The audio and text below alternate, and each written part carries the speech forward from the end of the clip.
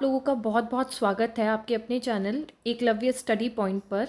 आज history class 6 की series में we will discuss about the chapter number 4। The chapter is what books and burials tell us. देखिए, chapter के नाम से ही आपको पता चल रहा है कि इसमें हम सोर्सेज की बात करेंगे। हमने अभी तक डिस्कस किया कि हिस्ट्री को पढ़ते समय हिस्टोरियन सोर्सेज को आधार रखते हैं, यानी हमें जब भी हम हिस्ट्री को पढ़ रहे हैं, कोई भी फैक्ट हमें मिला तो उसकी जानकारी हमें कहाँ से होती है? कोई सोर्स से, है ना। हो सकता है कि चाहे वो खुदाई करके वो चीज़ निकाली गई हो, यानी वो आर्कियोलॉजिकल एविडेंस हो, या हो सकता है कि वो चीज़ हमें कहीं लिखित रूप से यानी लिटरेरी सोर्स की फॉर्म में मिली है।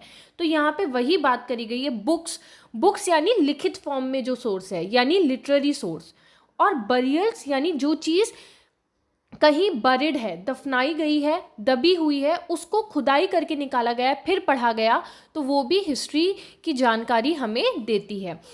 तो चलिए स्टार्ट करते हैं। This is presented by me Surabhi Mittal. Let's begin the chapter. As you see, हर एक चैप्टर क्लास 6 में एक क्वेश्चन के साथ स्टार्ट होता है। तो यहाँ पे भी एक लड़की है Mary, she visited the library, वो लाइब्रेरी में गई और उसके दिमाग में तभी एक क्वेश्चन आता है, did you know that we have a set of Vedas, what are Vedas? Mary wondered, let us find out. तो मैरी ने एक क्वेश्चन पुटअप किया। यहाँ पे एक क्वेश्चन है जिसको हम इस पूरे चैप्टर में हम डिस्कस करेंगे। द क्वेश्चन इज कि क्या वेद होते हैं, वेद क्या हैं, ठीक है, हिंदी में बोलते हैं वेद। तो देखिए इसी को डिस्कस करते हैं। वेद एक तरीके से अगर हम देखें तो हिस्ट्री को पढ़ते वक्त ये लिटरेरी सोर्स का पार्ट है। कैसी सोर्स का पार्ट है, मैं यहाँ पे आपको समझा देती हूँ। देखिए, हिस्ट्री को जब हम पढ़ते हैं तो दो तरीके की सोर्सेज होती हैं, दो तरीके की सोर्सेज हम मानते हैं। एक होती है लिटरेरी सोर्सेज, यानी कि जो लिखित है, लिटरेरी सोर्सेज, और जो दूसरी वाली होती हैं वो होते हैं आर्कियोलॉजिकल एविडेंसेस। आर्कियोलॉजिकल एविडेंसेस, दोनों में क्या डिफरेंस होता है? Literary sources consist of book or the written material, the written part, right? And archaeological evidences include which are excavated, जिनको हम एक्सकावेट करते हैं, खुदाई करके जो चीज़ निकाली जाती है। फॉर एग्जाम्पल, हमें हड़प्पा सिविलाइजेशन के बारे में जो भी इंफॉर्मेशन मिली है वो हमें आर्कियोलॉजिकल एविडेंसेस से मिली है, क्योंकि हम उसकी जो स्क्रिप्ट है उसको आज तक डिसाइफर नहीं कर पाए हैं। तो जितनी भी चीज़ का हमें पता चल रहा है वो कैसे, कि हमने खुदाई करके वहाँ देखा कि कैसे डेड बॉडीज़ बरी होती थी, या मोहनजोदाड़ो की खुदाई करी गई तो हमें ग्रेट बाथ का एविडेंस दिखा, कैसी ब्रिक्स थी, किस तरीके के घर थे, टाउन प्लानिंग, ये सब कैसे पता चला। We know about all these things through archaeological evidences, right? So under literary sources, firstly we will discuss about the Vedas. So there are 4 Veds. कितने वेद होते हैं? 4 वेद्स हैं हमारे पास। द अर्लीस्ट वेद इज, जो सबसे पुराना और पहला वेद है वो है Rigveda. The first Veda is Rigveda. Next is Yajurveda. आपको इनका सीक्वेंस भी याद होना चाहिए। सबसे पहले कौन सा वेद आता है? ऋग्वेद। सबसे पहला क्या है? ऋग्वेद। उसके बाद जो सेकंड नंबर पे वेद आता है वो है सामवेद। फिर थर्ड नंबर पे आता है यजुर्वेद, और फोर्थ नंबर पे आता है अथर्ववेद। तो इनका अगर हम क्रोनोलॉजी के अकॉर्डिंग हम लगाएं एक उसमें, तो सबसे पहले ऋग्वेद है, फिर सामवेद है, देन यजुर्वेद, फिर अथर्ववेद। आपको ये सारी चीज़ें समझ में आ गई होंगी। चलिए, अब ये आपको वेद इस तरीके की मोटी मोटी किताबों की फॉर्म में ही है ना। वेद, आपने पुराण का भी नाम सुना होगा, पुराण हैं, वेद हैं, है ना। ये बहुत सारी चीज़ें हैं, ये सब लिटरेरी सोर्सेज का पार्ट है। तो देखिए, सबसे पहले हम पढ़ते हैं ऋग्वेद के बारे में, जो सबसे अर्लीस्ट वेद है। तो थोड़ा सा मैं आपको पूरा जितनी भी स्लाइड्स हम पढ़ेंगे उसका एक ब्रीफ इंट्रोडक्शन यहाँ पे मैं आपको प्रोवाइड कर देती हूँ। ऋग्वेद जो है उसके अंदर, ऋग्वेद के अंदर हम किस बारे में डिस्कस करते हैं? ऋग्वेद में बहुत से मंत्र हैं, हाइम्स यानी मंत्र। कितने मंत्र हैं यहाँ पे? 1028 हाइम्स हैं ऋग्वेद के अंदर, ठीक है। तो ऋग्वेद की जो मेन थीम है वो क्या है? वो है मंत्र। इसमें बहुत सारे मंत्र दिए गए हैं। अब आपके दिमाग में क्वेश्चन ये भी आएगा कि वेद किसने लिखे थे, वेद की रचना किसने करी? तो वेद की रचना ऋषि मुनियों द्वारा की गई, ठीक है। They are written by the rishis. आगे देखेंगे, देखिए यहाँ पे आपको पॉइंट्स की फॉर्म में सारी चीज़ें मैंने बताई हैं। The oldest Veda is Rigveda. जो हमारा ओल्डेस्ट वेद है वो कौन सा है? Oldest Veda is Rigveda. और ये कितने साल पहले लिखा गया?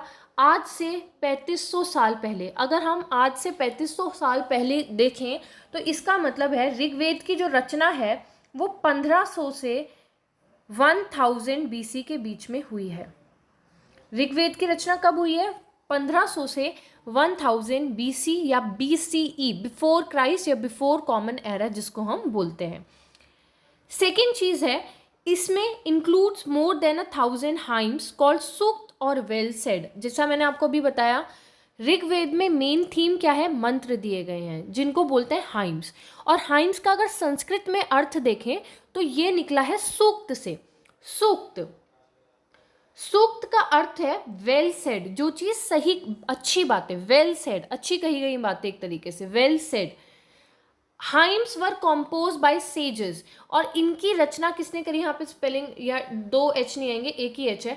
हाइम्स की रचना किसने करी है? ये मंत्र किसने लिखे हैं? ऋषिज ने, sages. Few were compose by women also.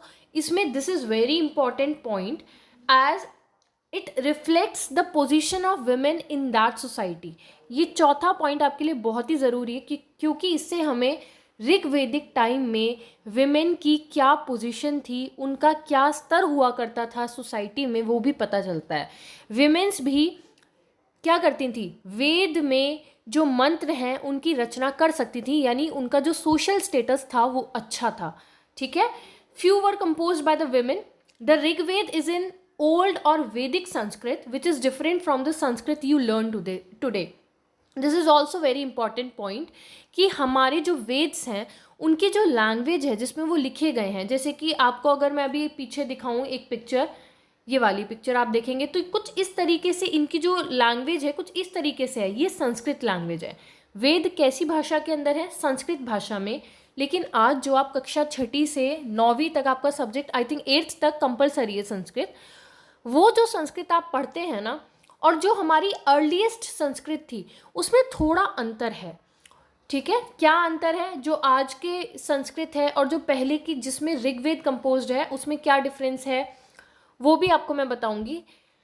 जो संस्कृत बिफोर कॉमन एरा की अगर हम बात करें, जब जीसस क्राइस्ट का बर्थ हो गया और उसके बाद एनो डोमिनी एरा की शुरुआत हुई, एडी एरा की, तो उसमें भी संस्कृत में बहुत सारे ग्रंथ लिखे गए। जैसे कालिदास का आपने नाम सुना होगा। कालिदास एक बहुत ही महान पोइट और उन्होंने बहुत सारी किताबें भी लिखी हैं। उन्होंने भी संस्कृत के अंदर ही कार्य किया, संस्कृत में ही लिखा, बट उनकी जो संस्कृत थी उसको क्लासिकल संस्कृत बोला जाता है। वो और ऋग्वेदिक संस्कृत में अंतर है, ठीक है। चलिए, डिफरेंट लैंग्वेज फैमिलीज। अब देखिए यहाँ पे मैं आपको एक कॉन्सेप्ट बता देती हूँ कि जैसे संस्कृत है तो वो कौन सी भाषा की फैमिली में बिलोंग करती है, कौन सी लैंग्वेज फैमिली में बिलोंग करती है। तो अगर हम बात करें हमारे पास कौन कौन सी लैंग्वेज हैं, लैंग्वेज की कौन कौन सी फैमिलीज़ हैं, उसको पहले हम देख लेते हैं। तो सबसे पहले जो है वो है इंडो यूरोपियन। इंडो यूरोपियन, तो यूरोपियन कंट्रीज़ जो हैं, आपने देखा होगा ये यूरोप कॉन्टिनेंट है, तो यूरोपियन कंट्रीज़ के अंदर Germany, France, Spain, Portugal, Italy, ये सारी आपने यूरोपीय देश पढ़े हैं ना। तो जो संस्कृत है वो कौन सी लैंग्वेज का पार्ट है? संस्कृत इंडो यूरोपियन फैमिली का पार्ट है, ठीक है। अभी आपको लोकेशंस में एक बार बता देती हूँ, फिर कौन सी लैंग्वेज कहाँ कौन सी कैटेगरी का पार्ट है उसको हम देख लेंगे। पहले आप एक मैप को समझ लीजिए। देखिए चिल्ड्रन, दिस इज़ यूरोप, ठीक है, ये यूरोप का पार्ट है। और इधर वाला ये वाला पार्ट किसका आएगा? एशिया का। ये चीज़ आपको समझ में आई? दिस इज़ अफ्रीका, ये अफ्रीकन कॉन्टिनेंट है। ये साउथ अमेरिकन कॉन्टिनेंट है। ये नॉर्थ अमेरिकन कॉन्टिनेंट है। अगर हम इस वाले पार्ट की बात करें, ये अलग कॉन्टिनेंट है जिसका नाम क्या है? ऑस्ट्रेलिया, ठीक है। तो हमारे 7 कॉन्टिनेंट्स होते हैं। ज्योग्राफी भी साथ साथ पढ़ा दी, देखो मैंने आपको। ये नॉर्थ अमेरिकन कॉन्टिनेंट है, साउथ अमेरिकन दूसरा, तीसरा अफ्रीका, चौथा यूरोप, पांचवा एशिया, छठा ऑस्ट्रेलिया, और अगर सातवां देखें तो नीचे एंटार्क्टिक जो है, एंटार्क्टिक उसमें बहुत सारा, कहते तो एंटार्क्टिक ओशन भी है, लेकिन एंटार्क्टिका का आधे से ज़्यादा भाग क्या है, कॉन्टिनेंटल है, यानी कि उसमें पानी से ज़्यादा इतना नहीं ढका हुआ जितना उसमें कॉन्टिनेंटल पार्ट है, तो वो भी कॉन्टिनेंट का पार्ट है। सात आपने ये देखे। अब इनकी फैमिलीज देखेंगे, कौन कौन सी मेजर चार फैमिलीज हैं। इंडो यूरोपियन फैमिली पहली, दूसरी है ऑस्ट्रो एशियाटिक। ऑस्ट्रो एशियाटिक मतलब ऑस्ट्रो यानी ऑस्ट्रेलिया और एशियाटिक यानी एशिया से संबंधित। तीसरा है तिब्बतो बर्मीज। तिब्बतो बर्मीज यानी आज का चाइना का जो तिब्बत वाला पार्ट है, और बर्मा यानी म्यांमार का पार्ट। बर्मा यानी म्यांमार। देखिए अगर मैं इस मैप को जूम कर दूं तो आप देखेंगे ये इंडिया है ना, इस तरीके से आपको इंडिया दिख रहा है। तो जो ये लाल वाला शेड में आपको ये वाला पार्ट दिखेगा, देखिए ये वाला, ये तिब्बत है, और ये वाला जो पार्ट है इधर ही आप देखेंगे कि इंडिया अपना जो बॉर्डर है म्यांमार यानी जिसका पहला नाम बर्मा था उससे भी शेयर करता है। तो एक लैंग्वेज कहाँ से, एक लैंग्वेज फैमिली है, क्या नाम है उसका, तिब्बतो बर्मीज। ठीक है, ये आपको समझ में आ गया होगा, तिब्बतो बर्मीज। चौथी लैंग्वेज फैमिली है द्रविडियन। द्रविडियन हमारे इंडिया के साउथ में जो लैंग्वेजेस हैं उनकी फैमिली है, तो एक एक को डिस्कस करेंगे। Sanskrit is a part of family of language known as Indo European. तो संस्कृत भाषा कौन सी फैमिली में, चार फैमिली मैंने आपको बताई, तो संस्कृत कौन सी फैमिली में है, इंडो यूरोपियन। और इंडो यूरोपियन में भी कौन सी फैमिली में ज़्यादा क्लोज रिजेम्बलेंस है संस्कृत का, तो इंडो ईरानियन ब्रांच। ईरान की जो लैंग्वेज है इंडो ईरानियन ब्रांच, उससे संस्कृत बहुत ज़्यादा सिमिलर है। आप देखिए कुछ शब्द मैं अगर लूँ, मात्र, ये एक शब्द लिया मैंने, ये संस्कृत के अंदर है। एक मैंने लिया माँ और एक लिया मदर। मदर यहाँ पे जो लिखा है, तो तीनों में आपने देखा कि कितनी सिमिलैरिटी है, म, यानी एक ही फैमिली से बिलोंग कर रहे हैं। ठीक है, अगर और लैंग्वेजेस की बात करें, इंडिया में और लैंग्वेजेस हैं जैसे असमीज़, गुजराती, हिंदी, कश्मीरी, सिंधी, तो ये सारी लैंग्वेज भी कहाँ से बिलोंग करती है, इंडो यूरोपियन फैमिली में ही बिलोंग करेंगी। फिर हम बात करते हैं एशियन लैंग्वेजेस की, जैसे पर्शियन। पर्शियन कहाँ की, ईरानी भाषा है, ईरान में बोले जाने वाली। यूरोपियन लैंग्वेजेस जैसे इंग्लिश, फ्रेंच, जर्मन कहाँ के, जर्मन लैंग्वेज कहाँ की, जर्मनी की। ग्रीक, इटालियन एंड स्पेनिश, ये सब भी इंडो यूरोपियन फैमिली से बिलोंग करते हैं। यानी संस्कृत किन की बहन है, संस्कृत इन सभी भाषाओं की बहन है। ठीक है, सारी भाषाएं आपस में बहन है। They are called a family because they originally had words in common. जैसे आपको मैंने एग्जाम्पल बताया, इसमें काफ़ी जो वर्ड्स हैं कॉमन है, यानी कि इनमें बहुत सारी सिमिलैरिटीज देखी गई हैं। नेक्स्ट इज नॉर्थ ईस्ट में बोली जाने वाली जो लैंग्वेजेस हैं मेनली, वो कौन सी फैमिली में आती है, तिब्बतो बर्मीज फैमिली या तिब्बतो बर्मन फैमिली, कुछ भी आप बोल सकते हैं। नेक्स्ट है द्रविडियन फैमिली में कौन कौन सी लैंग्वेजेस आती हैं, जो साउथ में हमारे भारत के दक्षिणी भाग में बोली जाने वाली हैं, जैसे तमिल, तमिलनाडु की, तेलुगु, आंध्र प्रदेश की, कन्नड़, कर्नाटका की, मलयालम, केरला की भाषा है। ठीक है, ये द्रविडियन फैमिली में आती है। अब अगर हम ऑस्ट्रो एशियाटिक फैमिली की बात करें, तो जो झारखंड, इंडिया के सेंट्रल पार्ट में बोली जाने वाली लैंग्वेज है झारखंडी। झारखंड की जो लैंग्वेज है, जैसी भी वहाँ की लैंग्वेज होगी वो, और जो थोड़ा सा सेंट्रल इंडिया का पार्ट है, चाहे वो छत्तीसगढ़ का पार्ट हो या सेंट्रल इंडिया में है ना, वो कहाँ क्या है, ऑस्ट्रो एशियाटिक फैमिली से बिलोंग करता है। तो आपने चार मेजर फैमिलीज देखी और उनमें कौन कौन सी लैंग्वेज आती हैं। आई होप आपको अच्छे से क्लियर हो गया होगा।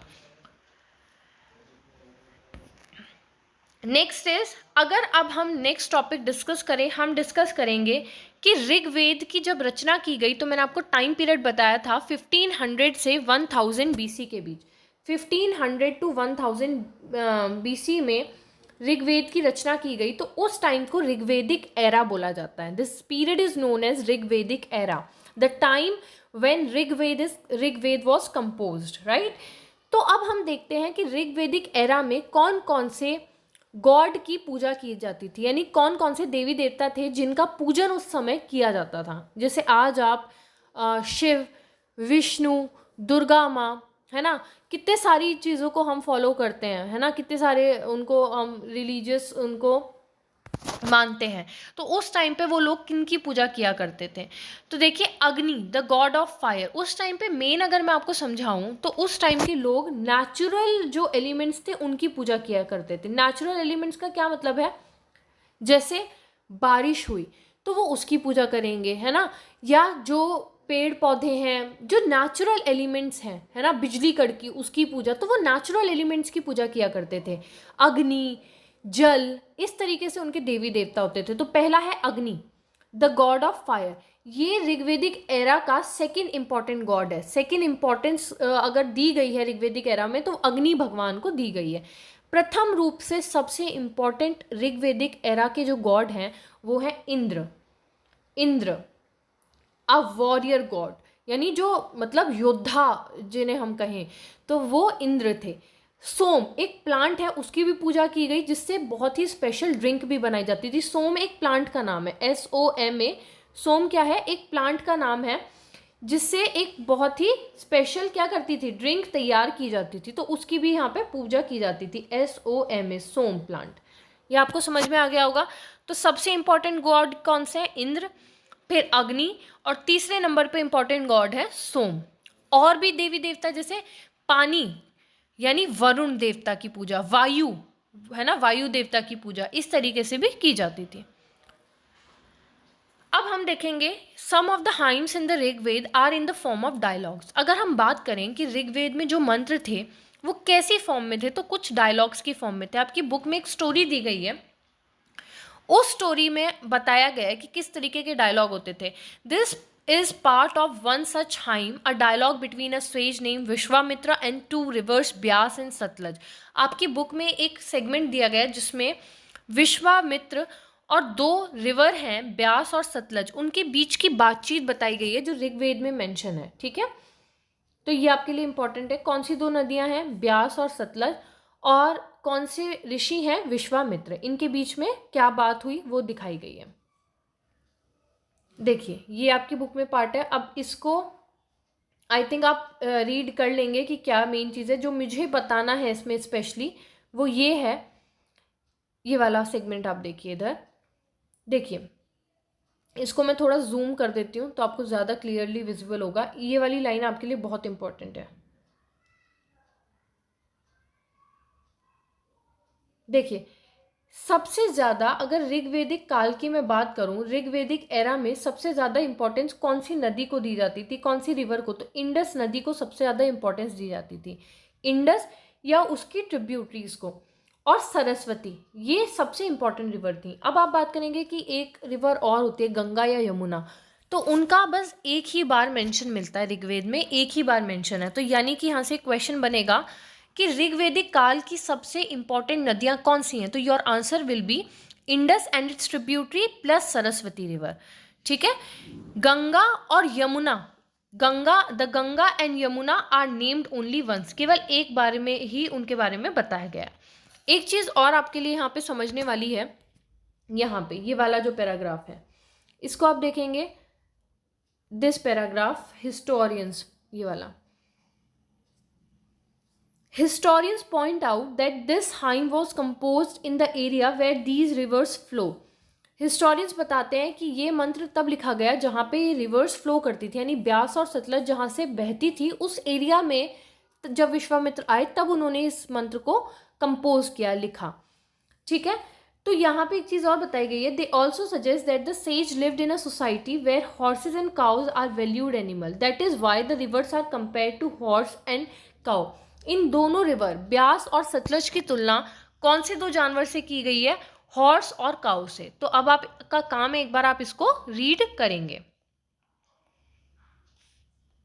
नेक्स्ट है एक मेन्यूस्क्रिप्ट। मेन्यूस्क्रिप्ट आपको बताया गया जो चीज़ हाथ से लिखी गई है। मेन्यू यानी हाथ और स्क्रिप्ट यानी लिखा गया। तो ऋग्वेद में एक a page from the manuscript of Rigveda, एक पेज मिला है, और ये मेन्यूस्क्रिप्ट किस पे लिखी जाती थी? बर्च बार्क, एक ट्री होता है बर्च ट्री, उसकी छाल पे लिखी जाती थी। ये ट्री कहाँ मिलता है? कश्मीर में मिलता है। तो ये आपको समझ में आ गया होगा। और आज ये पूना की लाइब्रेरी में प्रिजर्व्ड है। तो मेन्यूस्क्रिप्ट कुछ इस तरीके की दिखती है। नेक्स्ट अगर हम बात करें ऋग्वेदिक काल में और क्या क्या विशेषताएं थी, क्या क्या बातें इंपॉर्टेंट हैं उसमें, तो देखिए cattle, horses and chariots.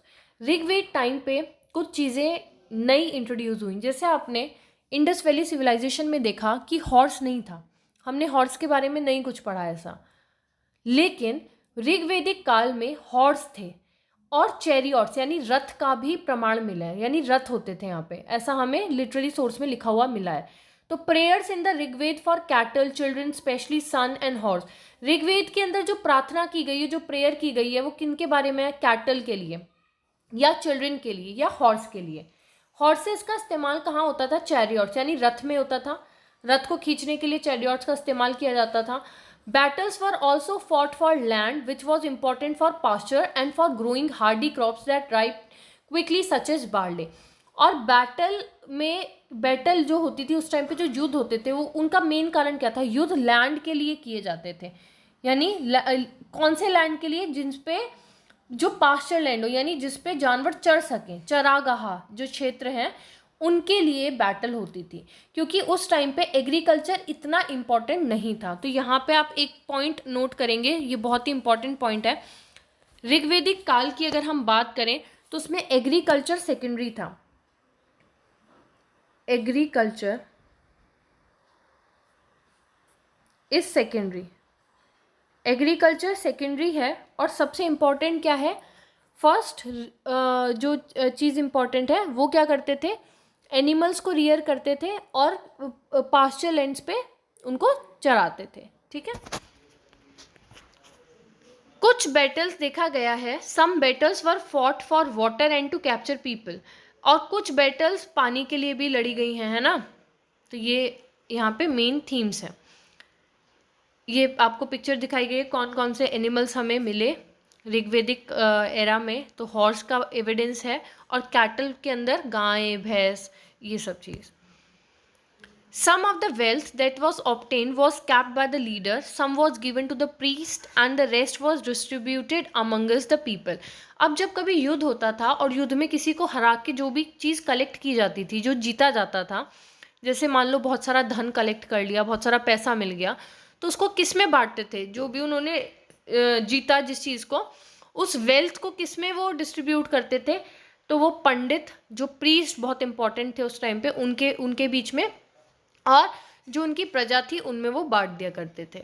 Some wealth was use for the performance of yajna, यज्ञ यानी यज्ञ, यज्ञ कराने के लिए भी कुछ पैसे का इस्तेमाल, जो उन्होंने जीता वेल्थ, उसमें से कुछ पार्ट किस में यूज होता था? रिचुअल्स के लिए, यानी कि जो हम कर्म कांड करते हैं, यज्ञ परफॉर्म करना।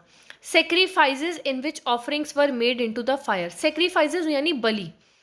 देखिए ऋग्वेद काल में हम नहीं कह सकते कि बलि दी जाती थी, बहुत ही प्रोमिनेंट नहीं थी, ये लेटर वैदिक एज में बहुत ज़्यादा इंपॉर्टेंट हो गई। बलि वगैरह, जानवरों की बलि कब दी गई? अगर आपसे पूछें क्या ऋग्वेदिक काल में जानवरों की बलि दी जाती थी, तो नहीं, ये लेटर वैदिक काल में ये प्रथा और बढ़ गई, है ना। इसका प्रचलन ऋग्वेदिक काल के अंत में होते होते लेटर वैदिक काल में इसने अपने को बहुत ही बड़ा रूप ले लिया। ये है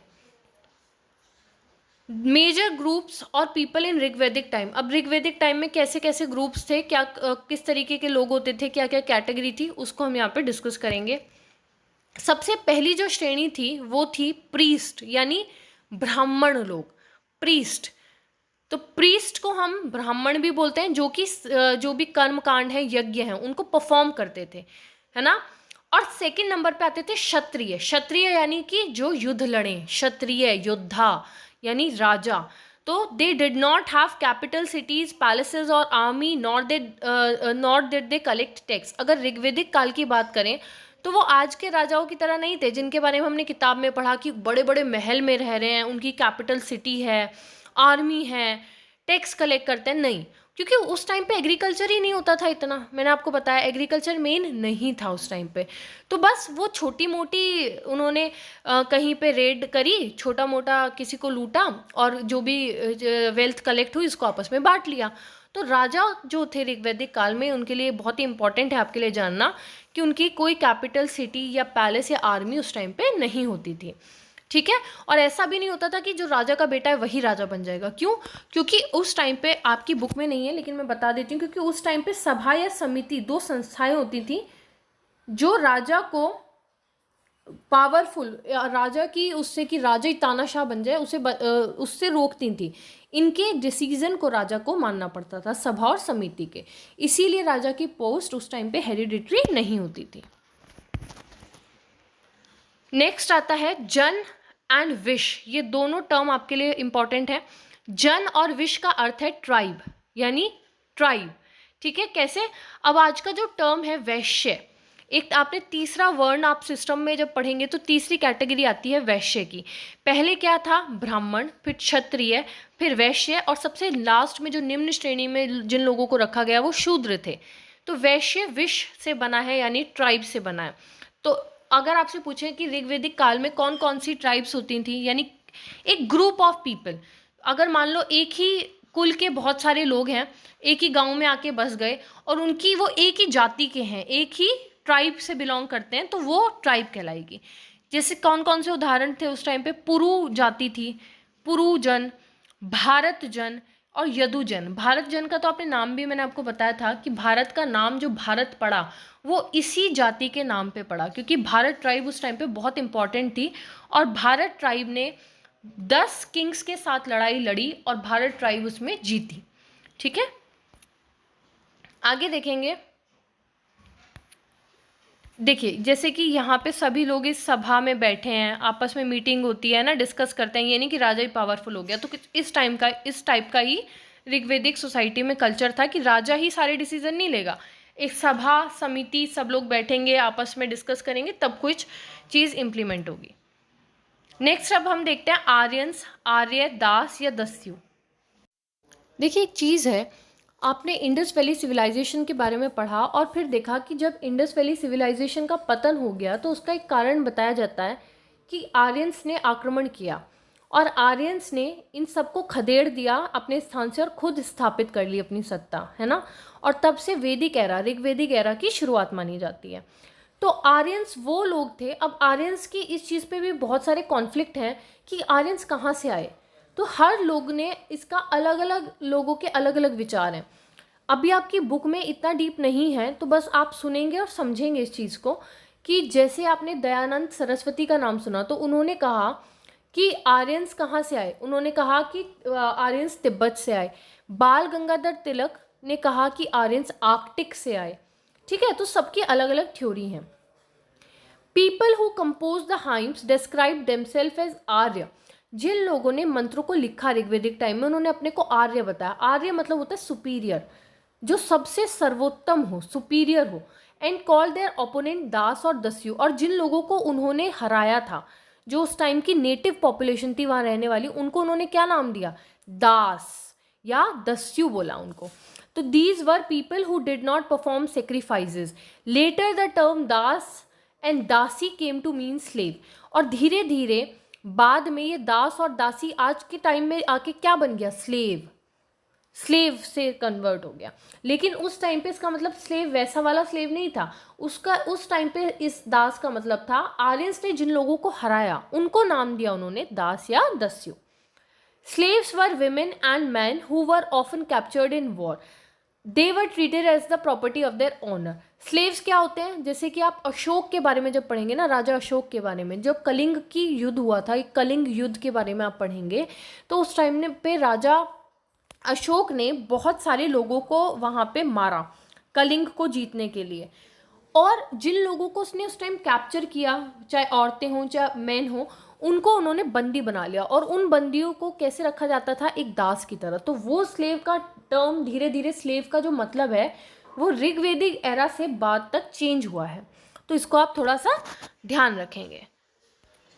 नेक्स्ट है Rigveda was being compose in north west of subcontinent. अगर मैंने आपको शुरू में बताया ऋग्वेद की शुरुआत, ऋग्वेद में हमने सबसे इंपॉर्टेंट रिवर कौन सी देखी? इंडस और उसकी ट्रिब्यूटरीज। और ये रिवर कहाँ फ्लो करती है? नॉर्थ वेस्ट में, है ना। आपको शुरू में ही मैंने मैप बताया था, जब मैंने हिस्ट्री पढ़ानी शुरू करी थी उसमें पहले चैप्टर में ही आपने कोई ट्रिब्यूटरी मैंने समझाई थी। नहीं पता तो उस वीडियो को आप देखेंगे और वहाँ से आप इस मैप को समझेंगे। ठीक है, तो नॉर्थ वेस्ट में जहाँ ये रिवर्स फ्लो करती हैं वहाँ पे रहने वाले लोगों ने ऋग्वेद की शुरुआत करी। और धीरे धीरे लोग कहाँ शिफ्ट होने लगे? गंगा जहाँ पे फ्लो करती है, यानी मिडिल गेंजेटिक वैली, अपर गेंजेटिक वैली, जो आज का उत्तर प्रदेश वाला पार्ट है, मेरठ वाला, दिल्ली, आगरा, फिर नीचे इलाहाबाद की तरफ, तो ये 3 पार्ट्स में डिवाइड है। इस तरीके से लोग शिफ्ट हुए। तो एक क्वेश्चन आएगा कि ऋग्वेद जब लिखा गया तब लोग कहाँ रहते? तब नॉर्थ वेस्ट में। क्यों? क्योंकि उस टाइम पे इंडस और उसकी ट्रिब्यूटरी जो थी वो इंपॉर्टेंट रिवर थी, ना कि गंगा और यमुना। अब हम एक अलग टॉपिक है इसी चैप्टर में, साउथ इंडिया की हिस्ट्री देखेंगे, जिसमें है मेगालिथ। क्या है? मेगालिथ। ये बहुत इंपॉर्टेंट है, इसको कर लीजिए, वेरी वेरी इंपॉर्टेंट। ये 100% आपकी सीबीएसई के एग्जाम में वाला क्वेश्चन आएगा।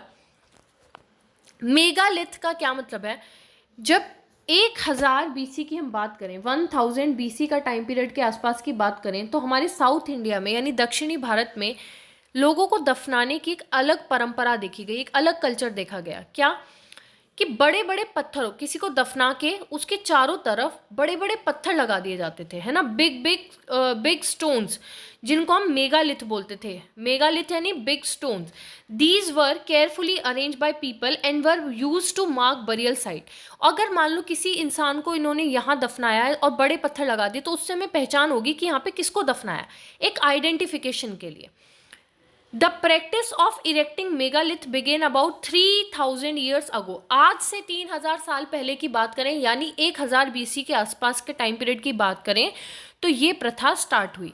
और कहाँ हुई? क्या नॉर्थ इंडिया में हुई? नहीं, भारत में दक्षिणी भाग में, यानी साउथ इंडिया में। ठीक है, तो ये कहाँ पे प्रिविलेंट थी? डेक्कन के एरिया में, साउथ इंडिया में, या नॉर्थ ईस्ट में। ठीक है, कश्मीर में मेगालिथ्स नहीं मिले हैं, यहाँ पे थोड़ा एरर है।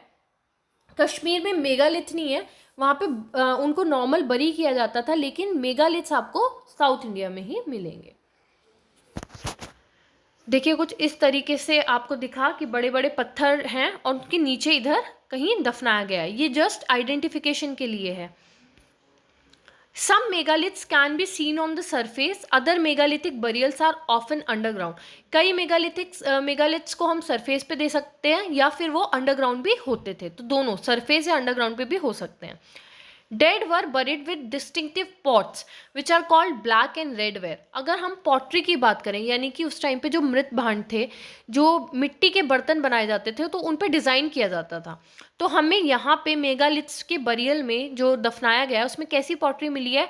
Black and red ware. ये एक पॉटरी का टाइप है जिसमें ब्लैक एंड रेड कलर का यूज़ किया जाता था। Also found are tools and weapons of iron. Iron के हमें टूल्स मिले हैं, तो इससे पता चलता है कि 1000 बीसी के आसपास आयरन की डिस्कवरी हो गई। तो इस चीज़ को मोस्ट इंपॉर्टेंट लिख के आप करेंगे, 1000 बीसी में आयरन वॉज डिस्कवर्ड, आयरन की खोज हो गई थी। ठीक है, हमें हॉर्स के स्केलेटन, यानी हॉर्स की भी हड्डियाँ, ढांचा मिला है। Horse equipment and ornaments of stone and gold, तो स्टोन और गोल्ड के ऑर्नामेंट्स भी हमें यहाँ पे मिले हैं। Was iron used in Harappan city? अब जरा आप सोच के बताओ, क्या हड़प्पा, जब मैंने आपको चैप्टर पढ़ाया था, चौथा चैप्टर आई थिंक, तो क्या उसमें मैंने आयरन का बताया? नहीं।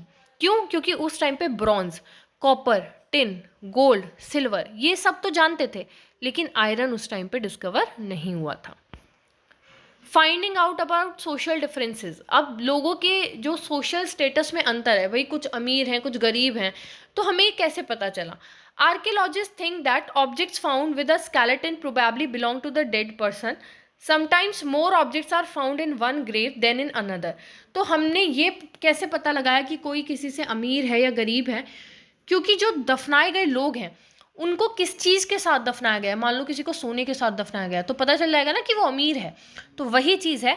एक साइट है आपकी ब्रह्मगिरी। ब्रह्मगिरी ये कहाँ पे है बेटा? कर्नाटका में। ब्रह्मगिरी कहाँ है? कर्नाटका में। ब्रह्मगिरी में आपको इस तरीके के बरियल मिले हैं। One skeleton was buried with 33 gold beads. एक स्केलेटन मिला है जिसको 33 गोल्ड बीड्स के साथ दफनाया गया है। 2 स्टोन बीड्स मिली हैं, 4 कॉपर की बैंगल एंड 1 कोंच शेल, एक शेल मिला है। और जो बाकी स्केलेटन्स हैं have only a few pots, और बाकी स्केलेटन के साथ बस मिट्टी के पॉट्स मिले हैं। तो इससे हमें पता चलता है कि जो ऊपर वाले हैं वो भाई अमीर थे, नीचे वाले गरीब थे। तो इससे हमें सोशल स्टेटस का भी पता चलता है। Were some burial spots meant for certain families? क्या कुछ बरियल स्पॉट्स किसी पर्टिकुलर फैमिली के थे, मान लो किसी एक फैमिली से कोई मर गया, उसे कहीं दफना दिया, फिर उस फैमिली से दूसरा कोई व्यक्ति अगर मरा तो वो उसको पहले वाले की ही जगह पे दफनाते थे, ऐसा कैसे पता चला? देखिए, sometimes megaliths contain more than one skeleton, कई बार एक से ज़्यादा स्केलेटन मिले हैं उसी साइट पे। कैसे? These indicate that people perhaps belonging to the same family were buried in same place though not at the same time। हो सकता है कि सेम प्लेस पे तो दफनाया गया है लेकिन सेम टाइम पे ना किया गया हो, तो उसको आइडेंटिफाई कैसे करेंगे कि भाई जो पहला बंदा मरा था उसको हमने यहीं दफनाया, उसकी पहचान कैसे करेंगे? तो the bodies of those who died later was brought into the grave through the port holes। मतलब ऐसा पोर्ट होल्स मतलब जहाँ दफनाया गया किसी को उसी के नीचे सीढ़ी बना के अंदर गर्त में रास्ता बनाया जाता था, ताकि अगर उस फैमिली से कोई और भी मरे तो उसको उसी साइट पे दफना दिया जाए। चारों तरफ मेगालिथ्स बड़े बड़े स्टोन्स लगा दिए जाते हैं जिससे आइडेंटिफाई हो जाता था। Stone circle or boulders placed on the surface probably served as sign post, जिससे हमें पहचान हो सके। To find the burial site so that people could return to the same place whenever they wanted to। I hope यहाँ तक आपको अच्छे से सब चीज़ क्लियर हो गई होगी। Moving ahead, next is the special burial at Inam Gaon। If you remember children, we have discussed about Inam Gaon in this second chapter। एक मैप मैंने आपको दिखाया था जिसमें हमने पैलियोलिथिक नियोलिथिक साइट्स को मार्क किया था और उसी में इनाम गांव को पर्पल कलर से मार्क किया गया। इनाम गांव भारत की अर्लीस्ट विलेज है। विलेज लाइफ कहाँ पे मिलती है अर्लीस्ट? इनाम गांव में एविडेंस मिले। इनाम गांव इज सिचुएटेड कहाँ पर? इनाम गांव है महाराष्ट्र में। तो इनाम गांव महाराष्ट्र में है। It is site on the river घोड़। कौन सी रिवर के किनारे है? घोड़ रिवर के किनारे। ये भीमा की एक ट्रिब्यूटरी है, भीमा रिवर की एक ट्रिब्यूटरी है। It was occupied between 3600 and 2700 years ago. ये आज से इतने साल पुराने अगर बात करें तो तब ये रिफ्लेक्शन में आई, तब हमें ये मिली। Here adults were generally buried in the ground. और यहाँ पे एडल्ट्स को ग्राउंड के अंदर दफनाया जाता था। कैसे? उनका एक तरीका था, जो सिर होता था उसको नॉर्थ डायरेक्शन में और पैरों को साउथ की तरफ दफनाया जाता था। तो यानी कि डेड बॉडी को कैसे दफनाया जाता था? Head in the north direction. ठीक है। Sometimes burials were with in the houses. और कई बार ऐसा देखा गया कि इनाम गांव में घर के अंदर ही लोगों को दफनाया गया। तो इसमें हाउस के अंदर ही बरियल्स हमें मिले हैं। Vessels that probably contain food and water were placed with the dead. और कई ऐसे बर्तन भी मिले हैं जिनके अंदर खाना और पानी रखा गया है डेड बॉडी के साथ में।